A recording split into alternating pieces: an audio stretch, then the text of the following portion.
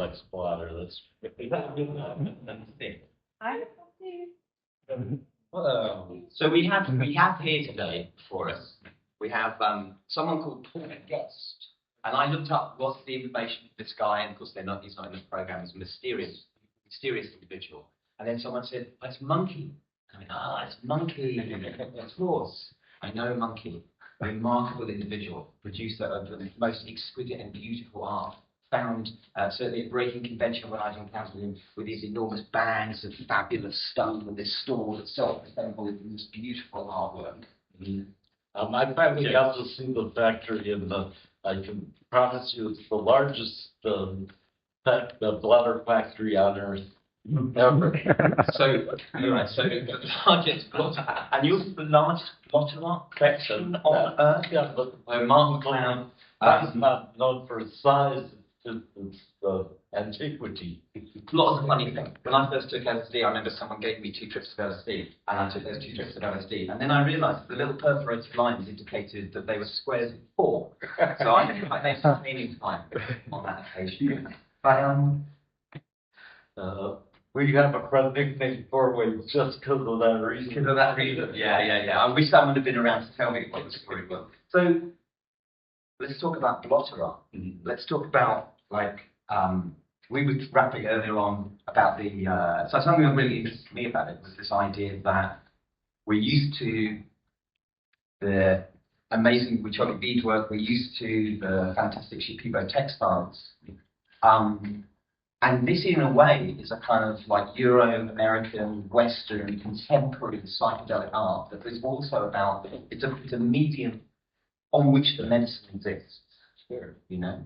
And the transport of LSD on tape goes way before its illegalization, you know. And Claudio Naranjo, who just died a month ago, took some LSD on paper to his grupo in South America in the early 60s. To conceal it a bit, he did some drawings on a little piece of paper, you know. And I often thought that is the first man-made piece of blotter. But Day of the Beast, October 6, 1966, when LSD becomes illegal in California, for example, it opened up a whole new possibility as far as the transfer of LSD on paper. The first commercial hit of LSD on paper being this little example I'm showing you right here. And it was on photochromatic paper, or paper used to litmus. And the LSD drop at one point was a blue dot on that piece of paper. They took 5 of the dots by 20 of the dots on a little strip that would be concealed as Kodak film. And that was the first commercial enterprise. So what sort of date are we talking? This is November of 1968. The first issues being on photochromatic paper and appearing as blue dots, and that's where the nickname Blue Dot comes from. But those are the first commercials underground blotters. So let's go through maybe some of this stuff. Monkey, feel free to chip in with wisdom. I know. Just wait for a moment. So, Mark, let's go through some of this stuff and maybe you can kind of went lyrical. This one's being shown with a more recent piece done by my favorite Ninja Turtle, Raphael. And it's the appearance of sheriffs. And some, recycled paper. One of the things I thought was interesting when we were talking about blotter art earlier was that we were talking about, again, the way that what we do is we reach back into history, we find images from alchemy, we find Alice through the Looking Glass, we find all those things, and we reimagine those in the form of blotter art as part of this kind of psychedelic process. Should we wander through the archive?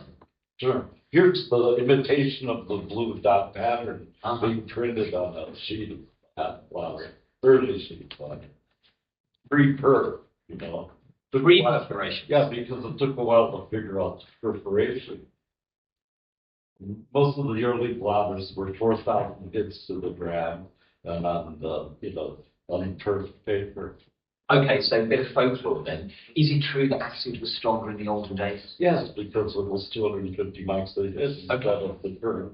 100. Yeah. So what have we got here? That's the first image of anybody on a piece of blotter. And it's from the early 70s, and it was a Captain L that went on the first issue, which was the graph paper behind it. And my company's first issue was with the graph paper, but fully soaked. It didn't just bear the drops like the 5x20s, which were drops on paper. The proof was actually a good sheet that we cut away. And then early blotters, you had to cut your own bit. Use the find the fit. This being on blotter paper itself, silk screen on blotter paper. Forrester's first piece. This is a little tiny piece of paper, but also intended to cut out your own fit. So again, we're talking about these. There's a really nice example. So going back to well, yeah, nicknamed Lion Rampant by the Drug Enforcement Agency. It reminds me of what happened in the Lion Rampant. The rampant lion. It reminds me, obviously, that you've got that second wave of branding that I encountered with things like MDMA and the whole thing about using, again, these very similar kind of very straightforward images. Lion Rampant. Yeah. So really quite simple images at this kind of stage. This is a very popular red dragon that first issued in the late 70s. Also on single hits bearing that little symbol. But coming in a beautiful package of the Grand Scheme of the block envelope with the full golden dragon embossed on it. The packages were really carefully done back then. So again, that makes me think of there's a contemporary thing. I've seen the youth buying their weed in little sealed tins, which I think is crazy. You can't see how much of a deal you're getting. So that they have the fun of like opening this thing up. So it's the kind of they're doing the medicine, and there's this kind of elaborate packaging, which may be simpler or more complex. They should make all the packaging for marijuana edible. Like hemp or something. And after you consume it, you eat the packaging. French reflex. So, what have we got here? Useful score. Yeah, back when the hits were 1,000 lines, and you can see this has a number stamp of 1,000 on it. And it's the first musical notes dealing with the 12x12s. The first large blotters were concealed as record albums.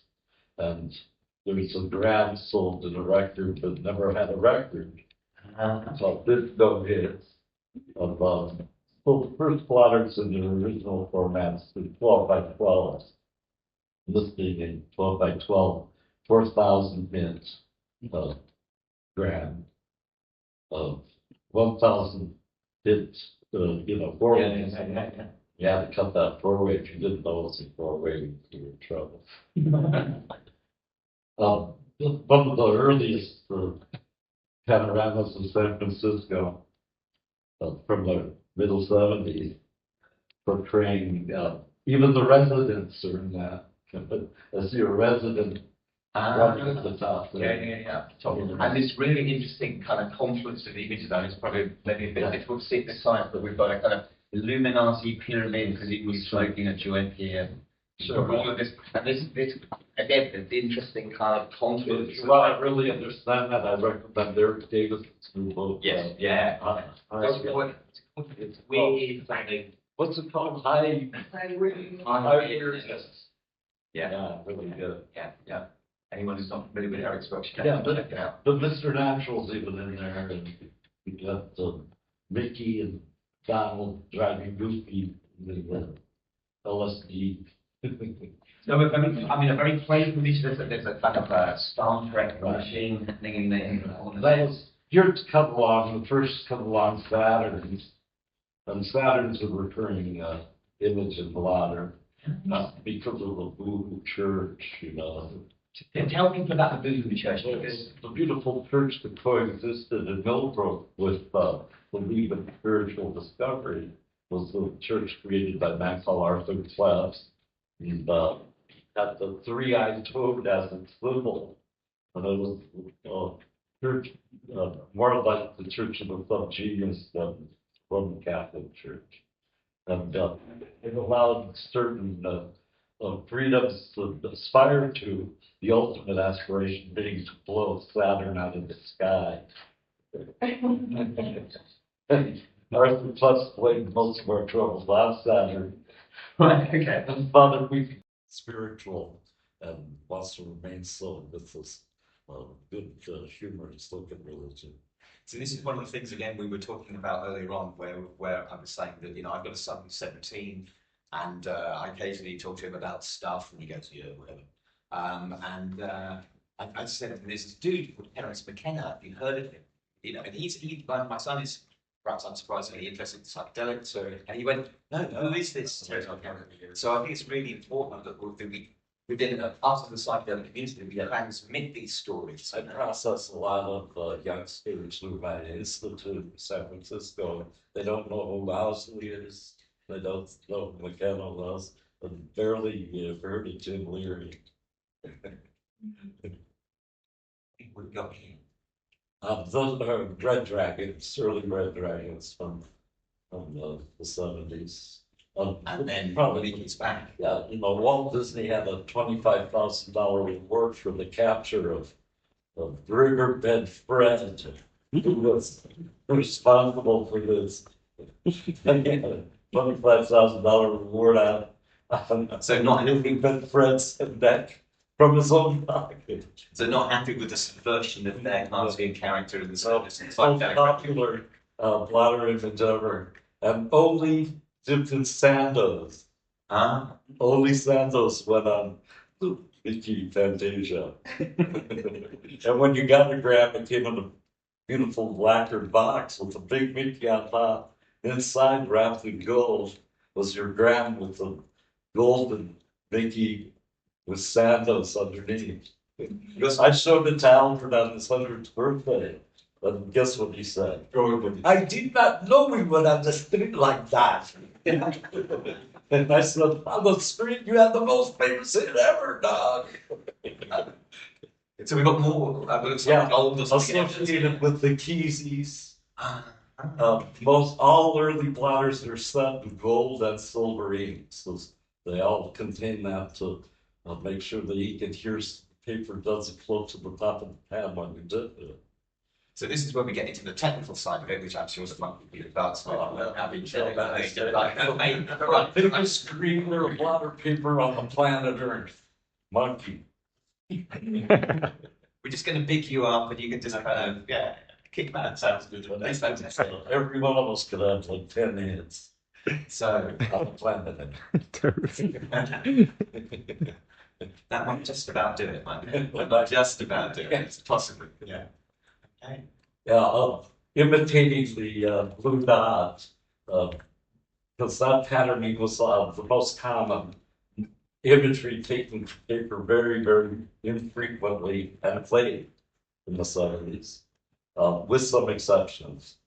And this was all done in black light inks and different sizes and different color shades. Because there's, again, from my kind of hand-me-down psychedelic history, there's that whole thing about announcements at Woodstock about the acid that's whatever color is not good, watch out. So there's a whole color thing. Here's what we call those color queens. And this had nothing to do with it. One of my favorites still being that beautiful black crystal that comes out of Switzerland without ever stopping, it seems. It's black like albanite, and everyone thinks that it's been ripped off till it hits the cloth and it goes clear. And then someone that's LSD, I guess he found a different place to hang a carbon or something, so it goes totally black, and it's unique signature. I was talking to someone earlier on in the conference about the kind of the complexities of the LSD molecule and how it has slightly different forms, slightly different effects, and so on. People are suspecting that more now that they see the crystallization of CBDs. LSD is very as we are. Well, Bridget Riley, Odd Patterns, had their influx and their wave. But really what it's about I'm addressing today is the occupation of the smallest billboard on the planet, because that's what it's become is, the smallest suggestion place to be. And that has a tremendous effect. If you doubt it, look at the Greek Conventions doorway. and it's your sigil on the thing that is the ultimate goal. Yeah, yeah, absolutely. Well, it's Boca Juniors or, the Church of Boca. Remarkable. This is quite remarkable. This is going to be a Japanese samurai families. It's printed both sides.